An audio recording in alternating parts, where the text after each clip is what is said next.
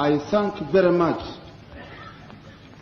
those countries who helped the Organization of African Unity on the ways of technical, economic, and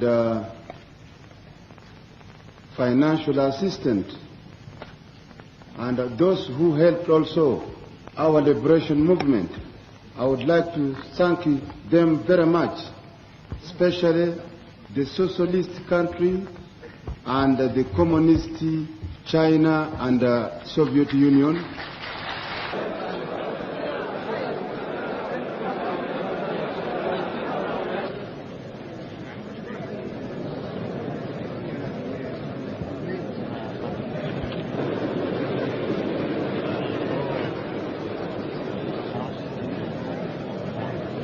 I would like to say here that my word which I said, the total liberation of Africa must be put into practice.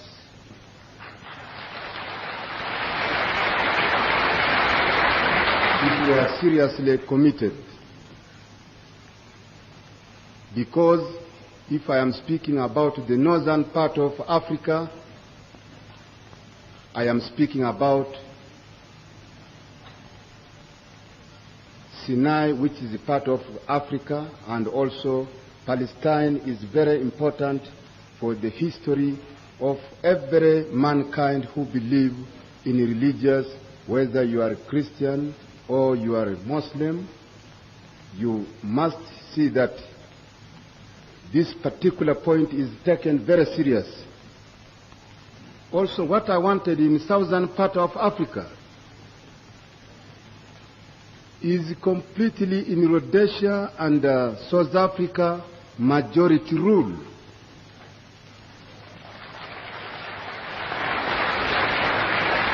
But if Rhodesia and South Africa cannot accept immediate independent to the majority rule in these two countries, including Namibia, then we must really face them militarily, because we are capable of fighting against them, of liberating that country. But when I'm speaking about this, I wanted people to know that I am not against whites, but white must accept that in these countries the majority are black, and therefore it must be majority rule. And if they are to accept majority rule, I am sure those Africans will live with them in peace and harmony. If they cannot give independence as soon as possible by peaceful means in Africa and in the Palestine, especially the Zionists, they must be faced militarily. The invasion in 1972, I took them together, the show, and they gave very good coverage. I appreciate this very much. And with regard to the black peoples all over the world, I think as the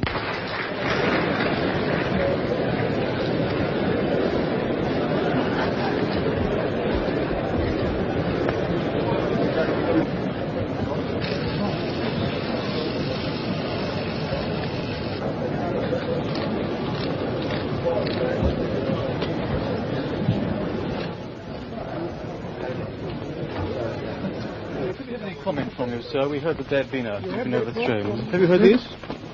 I've seen the various in the Reuters report. Yes. Look, I've got no comments to make at this stage. Okay. You are going to continue attending this meeting?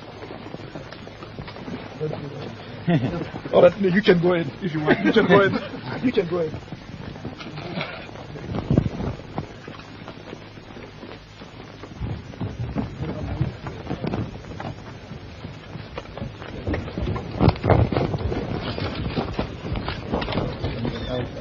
Sudan for the next few minutes.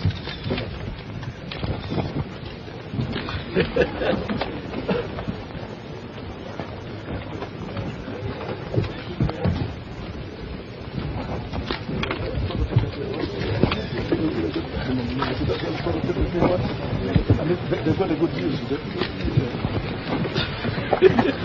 General, will you lead the conference? Just nothing to worry about. Nothing to worry about. Fun?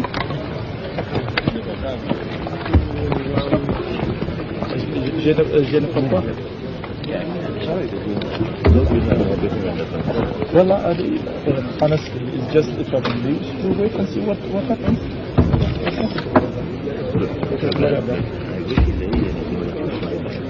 Immediately.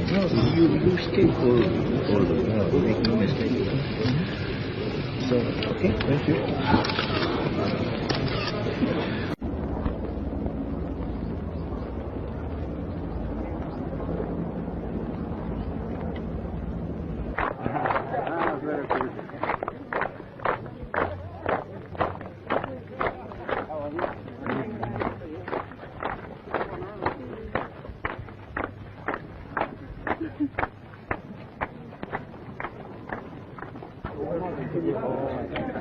Communication from here.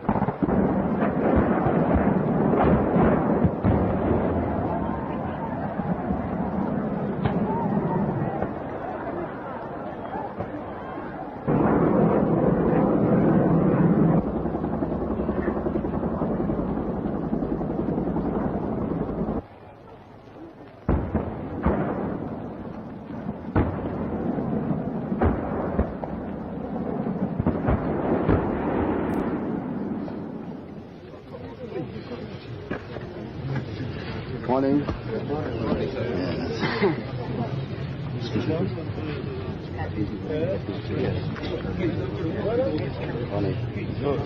Tu l'introduis? Oui. Okay. Of African unity, heads of state and the government ended its 12th ordinary session yesterday. It came of Somalia's proposal of mediation between Uganda and Tanzania. I think I am speaking now to you, replying on this, not as chairman of the OAU, but as the President of Republic of Uganda. As Uganda is concerned, we don't have anything against Tanzania. We consider them are our brothers and sisters, and we will never even enter Tanzania 1 inch by our military forces, even police force. We will never. And we can give them all facilities. And we are in the same East African community, OAU, non-aligned United Nations. We have even Tanzanian working here in the East African community, post and telecommunication, which the office you see is being, the building is coming up, and some are working just next to the conference center, and they are very happy. Even during this OAU, the chairman of the East African Community Legislative Assembly is Tanzanian, is somebody from President of Tanzanian place, I think related to Tanzania President, and most of them are here in the OAU. See? And therefore, for my part, I don't think that even really we have anything with Tanzania.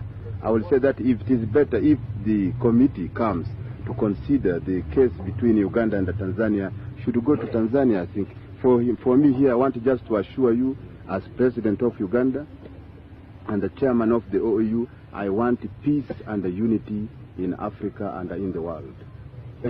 You can even witness this when you are here in Uganda. Everything is being done by Ugandans. That true? Yes. You agree? Yes. And if there is cars, everything, plane, what, it is being done completely by Ugandan. And now the liberation is coming to an end. Now it is the time for the Africa to fight for the economy. Because whether you are moving with how many flags, but if you are still economically slaves of the big powers and they are controlling you, you will never be completely independent. Therefore, you must make sure that your people gets independent, freedom, economic control, and it is very important. Field Marshal Amin concerned as also chairman of the OAU with the whole information from my brothers, the independent delegates of the independent African country. We are not under pressure at all from the United States. And even the Secretary General of the OAU even can tell you, we don't have any letter from United States. United States is not a member of the Organization of African Unity. United States only can put pressure on the weak country, independent individually there, but not as the OAU. Because OAU is an independent country. Like Uganda here is not controlled by any superpower. Itself, it is an independent country.